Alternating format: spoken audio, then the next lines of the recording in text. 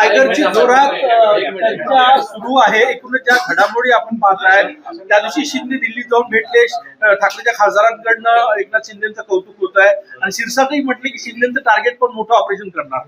माहित नाही मला, मी ऐकतोय काय बैठक झाल्याची, पण या संदर्भात माझ्याकडे अशी कुठलीही माहिती नाही. आणि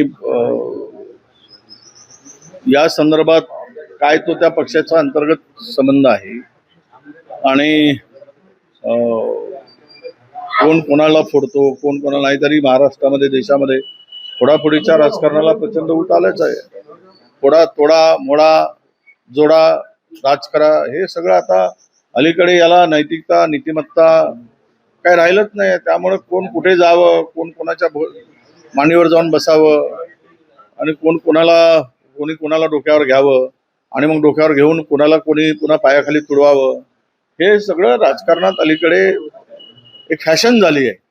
त्यामुळे बघू पुढे काय होतं ते. आज तरी आमच्याकडे आपण एवढंच म्हणू शकतो की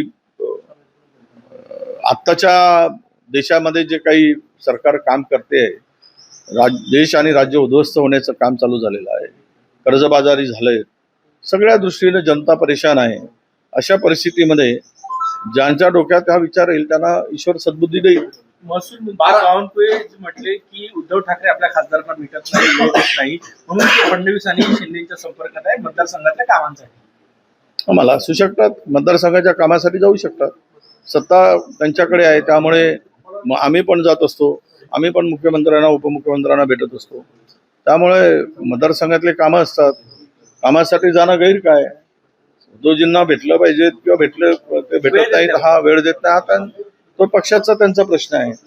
भेट देत नाही वगैरे हे सगळे आरोप आहेत, ते नेहमीच उपलब्ध असतात. आता आम्ही ज्या वेळेस वेळ मागितली त्या वेळेस असतातच ते. तुमच्या पण खूप ज्या संख्या जी आहे ते खासदारांची जर मतदारसंघाच्या कामासाठी भेटले असेल, खूप मोठ्या संख्येने खासदार भेटलेले सगळे एकासोबत भेटले, तो काहीतरी वेगळं राजकीय कारण दिसून येतं.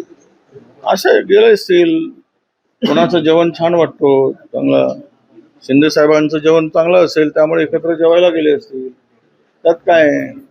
आता ह्यावर काय अधिक भाष्य करणं आजच्या स्थितीमध्ये ते उचित होणार नाही. पण मला एक लक्षात आणून दिलं पाहिजे की सगळे महाराष्ट्राच्या की आज तरी अशी कुठलीही शक्यता मला दिसत नाही. गेल्या काही दिवसात ठाकरेचे खासदार जे आहेत ते एकनाथ शिंदे यांचं कौतुक करताना दिसतात, उद्धव ठाकरेंच्या समोर सुद्धा. एकमेकाचे कौतुक सगळेच करत असतात, त्यांचे व्यक्तीचं उद्धवजींचं कौतुक करत असतात. आत्ताची परिस्थिती पाहता ज्या पद्धतीनं शिंदे साहेब अस्वस्थ आहे सत्तेमध्ये असून सुद्धा, त्यांचे अनेक मंत्री अस्वस्थ आहेत, ते पाहता पुन्हा एकमेकाची तारीफ करून एकमेकाशी जवळ येणं हे चांगले संकेत आहेत असं मी मानतो. त्याला वेगळ्या अँगलनी बघण्याची गरज नाही. मुंबई महानगरपालिकेमध्ये विकास निधी नगरसेवकांना जो मिळतोय त्याच्यामध्ये ठाकरे गटाच्या नगरसेवकांना 2 लाख रुपये आणि इतर शिंदे सेनेचे जे आहे त्यांना 20 कोटी आणि त्यांना 25 लाख 50 लाख असंच मिळत आहे. काय सत्ता आहे, समतोल विकास यालाच म्हणतात ना, समान विकास. म्हणजे एखादा नगरसेवकाला पैसे देऊन स्वतःच्या अशी कधी महाराष्ट्रात झालेलं नाही. यापूर्वी सुद्धा मी अनेक उदाहरण सांगितलंय की ठीक आहे, निवडणूक राजकारणापुरती आपलं राजकारण निवडणुकीपुरतीच असलं पाहिजे. निवडणूक संपल्यानंतर हे सगळं विसरून सर्वांना विकासाच्या दृष्टीनं मदत करण्याचं धोरण सरकारने आतापर्यंतच्या केलं आहे. पण अलीकडे मात्र ही नवीन पद्धत महाराष्ट्रात रुजलेली आहे की विरोधी आहेत तर त्यांना पैसे द्यायचे नाही, त्यांच्या मतदारसंघाचा विकास करायचा नाही. हे काही योग्य आहे हे जनता ठरवेल. पण मला वाटतं यामध्ये ही अशी काही दुजाभावाची जी काही भूमिका सरकारची आहे याच संदर्भात यांना काही फार काही गुण मिळतील असं म्हणून घ्यायची काही गरज नाही. लोक याचा विरोध करतील. काल तुम्ही ज्या पद्धतीनं बारामती मतदारसंघासंदर्भात निर्णय तुम्ही आधीच जाहीर करून टाकला, रमेश चेन्नीतला यांचं तुमचं बोलणं झालं, नंतर पक्षानं अधिकृत भूमिका घेतली, तुमच्या पक्षामध्ये काही व्यवस्थित नाही तसं काही नाही, चर्चा झाली. यात काय मी सांगितलं हायकमांडचा आदेश आला की मग डिक्लेअर होईल. त्यामुळे आमच्या याच्यात नाही, आम्ही संपर्कात राहतो आणि आमच्यामध्ये काही विषय नाही. मला 3-4 वेळा प्रदेशाध्यक्षांनी फोन करून आपण या संदर्भात काय भूमिका घेतली पाहिजे ती विचारणा केली. मी पण त्यांना फोन केला 2-3दा की आपण या परिस्थितीमध्ये निर्णय योग्य घेतला पाहिजे आणि आमच्या सगळ्यांची चर्चा होऊनच तो निर्णय झालेला आहे. बारामती काँग्रेस लढली नाही तर बरं झालं, नाहीतर पतन सुरू झालं असतं काँग्रेसचं, बावनकुळे म्हटले. आता असं आहे की एकीकडे फोन करून विनंती करायची, दुसरीकडे पतनाची गोष्ट करायची. आडवं पडलं तरी मीच, उभं पडलं तरी मीच, आडवा तिडवा पडलं तरी मीच. आता ह्याला काय अर्थ नाही. म्हणजे अशा प्रकारचे स्टेटमेंट करून तुम्ही तुमच्या नेत्यांचा अवमान करताय. ज्या मुख्यमंत्र्यांनी फोन करून प्रदेशाध्यक्षांना विनंती केली आणि त्यांनी ते विनंतीनंतर जर हा निर्णय आम्ही मागे 2 पावलं मागे घेण्याचा निर्णय घेतला असेल तर अशा प्रकारचं स्टेटमेंट करणं म्हणजेच ही सत्तेमध्ये असलेल्यांची सत्तेची गुर्मी आहे हे दिसून पडतं. अरविंद सावंत बोललेली आहे सगळ्या त्या घडामोडींवर की या बैठकीत मी नव्हतो, भेटीची बातमी पेरलेली असल्याची त्यांनी प्रतिक्रिया दिली. उद्धव ठाकरेंची साथ मी कधी सोडणार नसल्याचं त्यांनी सांगितलं. होऊ शकतं. या तुम्हाला बाकीच्या महाराष्ट्रापुढचे सध्या मीडियाकडे काही विशेष राहिले नाहीत, महागाई राहिली नाही, तोडाफोडी राजकारण याच्या पलीकडे काही जात नाही. रुपयाची किंमत वाढली का घसरली यावर चर्चा करायला कोणी नाही. हो, मुंबई काय राज्याची देशाची अवस्था आहे, महागाईनं किती गाठलेलं आहे, डिझेल पेट्रोलची काय स्थिती आहे, कमर्शियल डिझेल पेट्रोल आपलं किती वाढलं, गॅसचे सिलेंडर, जनता कशी हैराण आहे, बेरोजगारी किती प्रमाणात वाढली आहे, याला कुठे आता विषयच नाही राहिले. याच्यात तो त्याच्यात गेला, तो ह्याच्यात आला, हा ह्यात त्याला फोडलं, तेवढ्यावरच तर सध्या मीडियाचं काम चाललं आहे. त्यामुळे मीडियाकडे दुसरा विषय राहिला नाही, एवढ्यापुरतीच आता हा विषय राहिला असं म्हणायला हरकत नाही. हो, मुंबई उच्च न्यायालयानं एक ईव्हीएमच्या संदर्भात निर्णय दिलेला आहे. ईव्हीएमच्या तपासणीला आणि छाननीला जे आहे ते पर्याय उपलब्ध करून दिलेला उच्च न्यायालयाने. कसं बघता तुम्ही? पहिल्यांदा इतिहासात अशी परवानगी.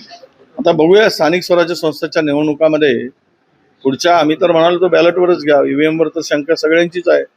यापूर्वीचे पंतप्रधानांचे स्टेटमेंट, आत्ताच्या मुख्यमंत्र्यांचे स्टेटमेंट ईव्हीएम विरोधात होतेच की, आणि त्यावेळेस आमच्यावर आरोप केले गेलेत. आम्ही तर कधीच म्हणजे तसं दुरुपयोग केला नाही, नाहीतर आम्हाला 300च्या पार कधीच आले असते.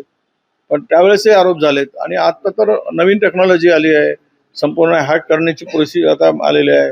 इथे तर इस्रायलची टेक्नॉलॉजी वापरली जात आहे असं म्हणतात लोक. अशा स्थितीमध्ये या ईव्हीएम हॅक करणं काही फार मोठी अडचण नाही किंवा कठीण काम नाही आहे. आणि म्हणून हा सर्वोच्च न्यायालयाच्या निर्णयामध्ये काही प्रमाणात का, आपल्या उच्च न्यायालयाचा निर्णय काही प्रमाणात जरी दिलासा देत असला तरी यावर सर्वोच्च न्यायालयाची पूर्वी भूमिका ठाम होत नाही. तोपर्यंत यावर शिक्कामोर्तब होत नाही. कोणी पुन्हा जातील, सरकारच्या माध्यमातून कोणाला पाठवलं जाईल आणि या पद्धतीनं हा निर्णय फिरवला जाईल. हो, लव जिहाद प्रकरणी फाशी द्या असं प्रवीण तुगडिया म्हटले सुरू आहे.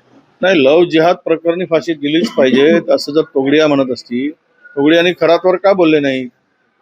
नाशिकच्या कुंभमेळा आहे पवित्र असा, त्यावर जे काही आता शोषण महिलांचं चाललं आहे, 3-4 प्रकरण आले, त्यावर तोगडियाचं तोंड का बंद आहे? लव जिहाद, लव जिहाद, लव जिहाद, हा लव जिहादपेक्षा मोठा घटना आहे ना.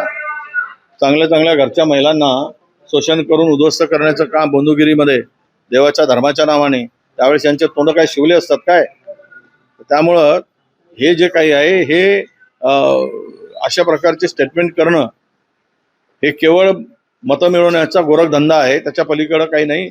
आणि भाजपच्या इशाऱ्यावर करणार हे स्टेटमेंट आहे. पीक कर्ज यावेळेस मिळेल की नाही हा प्रश्न आहे. 2 लाख रुपये कर्ज माफ झालं, त्यानंतर ते सातबाऱ्यावरून हटलं नाही, नोडूज मिळणार नाही, म्हणून लोन मिळणार की नाही, पीक कर्ज हा सगळ्यात मोठा प्रश्न आहे. हे बघा, ही फसवी योजना होती 2 लाखापर्यंतच्या कर्जाची, जे काही झोनपर्यंत द्यायचं ठरलं. हा बोजा कायम राहणार आहे. 2 लाखापर्यंत कर्ज, उर्वरित कर्ज शेतकऱ्यांनी भरायचं आहे. शेतकऱ्यांनी शेती विकून ते कर्ज भरल्यावर 2 लाख त्याच्या खात्यात जमा होतील. ही शुद्ध ही अशी ही बनवाबनवी हे सरकार शेतकऱ्यांच्या सोबत करत आहे. ते म्हणजे अशी बनवाबनवीमध्ये पुरुष हा स्त्री पात्र घेतो आणि स्त्री पात्रामध्ये काम करतो आणि पुरुष पात्राला भुलवतो. तसं हे सरकार स्त्री पात्रामधून शेतकऱ्यांना भुलवण्याचं काम करत आहे. अशी बनवाबनवी चालली आहे. मुळात त्याचा काहीच फायदा होणार नाहीये. आणि आज उद्या जर बोजा कायम राहिला तर पुढचं पीक कर्ज मिळणार नाही. म्हणजे शेतकरी शेती कशी करेल? त्याच्या शेतात त्याला जर ते कर्ज मिळणार नसेल तर नाही. आमची मागणी काय, आता पीक विम्याचा फायदा 1 रुपया म्हणून छाती ठोकून घेतली, ऊर बदलून घेतला, त्याचा शेतकऱ्यांना काय फायदा झाला? आणि आजही पुन्हा तीच परिस्थिती आहे. शेतकरी 25% शेतकऱ्यांचा वाटा होता, शेतकरी हक्कानं बोलत होता. पण आज कंपन्यांना फायदा करण्यासाठी आणि कमिशन खाण्यासाठी कंपन्यांकडून, पीक विमा कंपन्यांच्याकडून हे सगळं चाललेलं आहे. म्हणून आमची मागणी हीच आहे की तुम्हाला 7/12 कोरा करायचा असेल तर तो मार्चच्या पर्यंतचा पूर्ण 7/12 कोरा करा, त्याच्यावर असलेलं पूर्ण कर्ज काढून टाका, तर शेतकरी त्यामधून दिलासा मिळेल आणि शेतकऱ्याला त्याचा फायदा होईल आणि नवीन कर्ज पण मिळेल.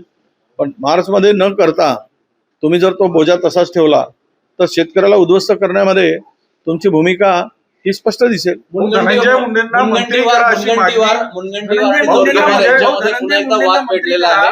आणि इन्कमिंग जे भाजपमध्ये होत आहे चंद्रपूर जिल्ह्यामध्ये ते होऊ नका असं स्वतः जोरगेवार म्हणतात, जे भाजपमध्ये दुसऱ्या पक्षातून आलेले आहेत. त्यामुळे तुमचं कसं लक्ष आहे चंद्रपूर जिल्ह्यातल्या भाजप मुनगंटीवार जोरगेवार प्रकरणावर?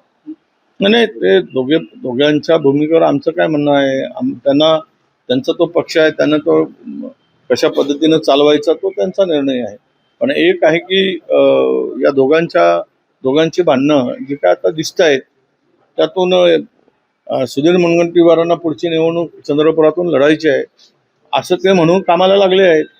ते डिलिमिटेशनमध्ये ती जनरल जागा होईल, आरक्षण बाजूला होईल असं म्हणतायत. आता ते डिलिमिटेशनमध्ये पुन्हा नव्यानं संख्या पण आमदारांची वाढणार आहे. त्यामुळे या सगळ्या परिस्थितीत महिलांचं आरक्षण पुन्हा 33% आहे.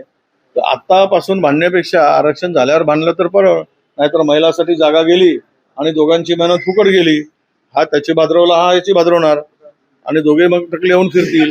त्यापेक्षा सध्या तर संयमानं वागावं असं मला वाटतं. ऑपरेशन टायगर बिबट सफारी सुरू करणार आहे. विदर्भात मोठ्या प्रमाणात जंगल आहे. 20,000 कोटीचं नियोजन केलं जात आहे. बिबट्यांचे हल्ले हे सगळे 20,000 20,000 कुठून? काय त्याला सरकारला पैसे द्यायला नाहीत पगाराचे, अजूनपर्यंत पगार झाला नाही, कर्मचाऱ्यांचं वेतन झालं नाही आणि 20,000 बिबट्यावर आणताय. हा कुठून आणणार? कायचं काय हे सगळं बोगस आहे. ही घोषणा आहे, याच्यात काही तथ्य नाही. ना रुपयाची तरतूद आहे, ना जिथे वाघ घुसतायत गावात तिकडे आम्ही प्रोटेक्शन वॉल उभी करा म्हणून सांगतो, तिकडे काही व्यवस्था नाही आणि इकडे बिबट्यांचा सफारी करायला निघाले. त्यापेक्षा ती सफारी करण्यापेक्षा यांना सफारी घालायला पैसे नाहीत, ते करा म्हणा पहिल्यांदा त्याची व्यवस्था. ऑपरेशन टाइगर हिंदी में बताइए. ऑपरेशन धनंजय मुंडेंना मंत्री करा अशी मागणी फडणवीसांसमोर मालवे गुट के 9 सांसद एकनाथ शिंदे से मिले, इसकी चर्चा चल रही है. आपकी वजह इसकी क्या जानकारी है? बिल्कुल जानकारी नहीं है, वो मुझे पता नहीं है इस बारे में. मैं पता लेकर बात करूंगा. धनंजय मुंडेंना मंत्री करा, मुख्यमंत्र्यांसमोरच त्यांचे समर्थन म्हटले. तो आता मुख्यमंत्र्यांचा प्रश्न आहे, त्या संदर्भात काय निर्णय घ्यायचा, कोणाला मुख्यमंत्री करायचा हा निर्णय मुख्यमंत्र्यांचा आहे. ते झाल्यावर मग आपण त्यावर बोलू. सध्या झालंच नाही तर उगीच त्याच्यावर भाष्य करण्यात काही मला वाटते तथ्य नाही. म्हणजे काय नेमकं होतं काय आणि कोणाला घेतात कोणाला काढतात ही चर्चा आता सुरू झालेली आहे. त्यामुळे आज यावर चर्चा करणं उचित नाही. थँक्यू.